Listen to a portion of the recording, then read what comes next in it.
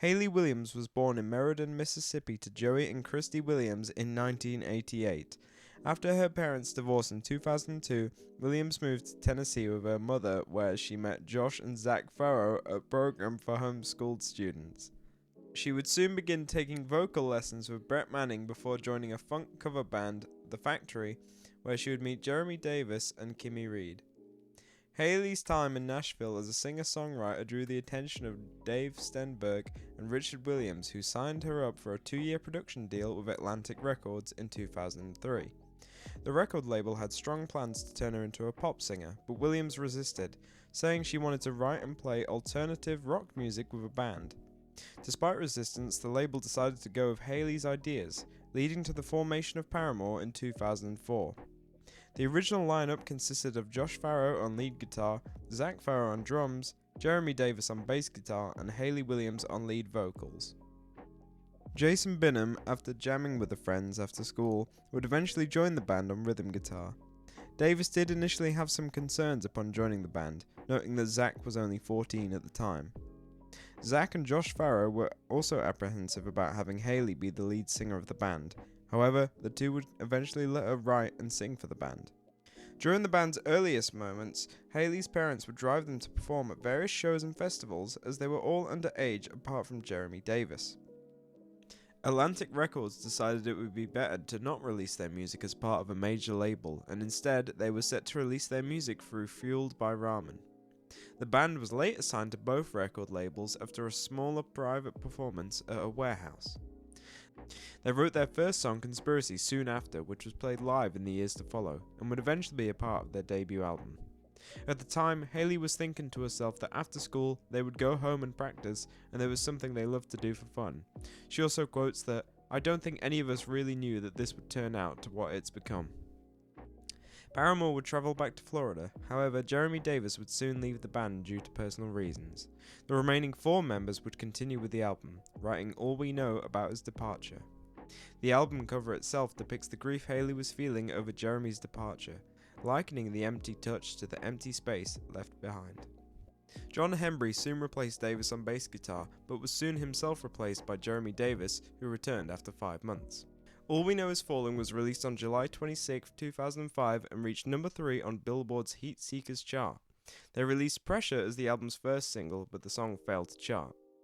Emergency released as the second single, featuring Hunter Lamb on rhythm guitar, who would replace Jason Binham in December of 2005. All We Know was released soon after as a single with limited airtime. The band would tour with various bands and would feature as the opening act for Bayside and the Rocket Summer, and would cover My Hero by the Foo Fighters. During the band's time at Warped Tour, they released the Summer Tick EP, exclusively sold during the tour. With their first headlining tour in August of 2006, the band were gaining significant traction. That year, they were voted Best New Band, a sign of their rising stardom. Hunter Lamb soon left the band, however, to get married, and Paramore continued again as a quartet. Davis was soon expelled from the band, however, before work on their next album had begun. This was due to a lack of work ethic and participation in things that other members of the band didn't agree with. Davis then rejoined the band again, following an agreement between the remaining members. Soon after, Taylor York became the band's new guitarist. The band were then courted into recording their new album with producer David Bendeth, who had worked with Breaking Benjamin. Eventually, the album Riot was released on June 12, 2007. The album sold well and reached number 20 on the Billboard 200 charts and the UK charts at number 24. Misery Business was released as the first single from the album, a song aimed at Josh Farro's girlfriend at the time after Hayley had a crush on Josh. Crush Crush Crush debuted as the next single from Riot. By the end of 2007, Paramore would perform on MTV's New Year's Eve program. The band was subsequently nominated for Best New Artist at the 50th Grammy Awards in 2008. The band also began touring in Europe and the UK, but personal issues would soon mean that 6 shows would be cancelled. This break, as Hayley says herself, would give them a chance to get away and work out their issues. Rumours of trouble and the band's future echoed through MTV earlier that year. This was exemplified by Josh Farro expressing his anger at the media for their focus on Hayley. They returned to their hometown to record the music video for another single, That's What You Get. Finally, the band toured across the US, UK and Ireland before coming to the final Riot tour. in July 2008. The final Riot Live album was released, including a bonus DVD of concert footage. In September of that year, Hayley announced that they were planning on releasing their third studio album in 2009 and that they were in the process of writing it. They underwent pre-production for the album without the guidance of a producer, giving them the belief that the album would surpass the success of their previous work. The first single from this album was Ignorance. Following this, the band would join Paper Route and The Sweller in support of Brand New Eyes. Some tour dates would be postponed, however, when Hayley Williams contracted laryngitis. The band followed up with a slew of singles including Brick by Boring Brick, The Only Exception, Careful and Playing God. Paramore continued on, playing a 15-date European tour that culminated at Wembley Arena. Shortly before the tour, Josh Farro announced that he was engaged and stayed behind to plan the wedding. Meanwhile, Taylor York's brother, Justin, filled in for him on the tour. Farro did return, however, for their spring tour. After penciling in various tours, the band was set to take a break after their South American tour in 2011 to write their fourth album. However, a message released in December 2010 stated that the Farro brothers were to leave the band. Josh criticized the band harshly, saying that the band was manufactured product of a major label and accused Hayley of being manipulated by her management. He also describes that Paramore is Hayley's solo project. The others confirmed the statement, stating that Hayley was the only member of the band actually signed to Atlantic, but that these statements by the Farros were irrelevant. Following the loss of two of the band's founding members, Hayley went on to state during a 2011 MTV interview that they would be making new music that year. She also stated that their style was likely to change, but that they would maintain their signature sound. The first song released without the Farro brothers was Monster, a song that featured on the Transformers Dark of the Moon soundtrack. They would announce that they had begun writing their fourth album, but would soon set up the Singles Club on their website. This would give fans the chance to purchase singles that would release up until the end of the year: Renegade, Hello Cold World, and In the Morning. To end this era, Josh Farro would form Novel American, and Zac Farro would soon join. In April 2013, Paramore was officially released and reached number 1 on the US albums charts, despite releasing a year later than originally slated. The first single was titled Now, and was released a few months prior in January. Still Into You released in March and achieved widespread commercial success. Daydreaming was released in December of that year, and Ain't It Fun was released almost a year post-release in 2014.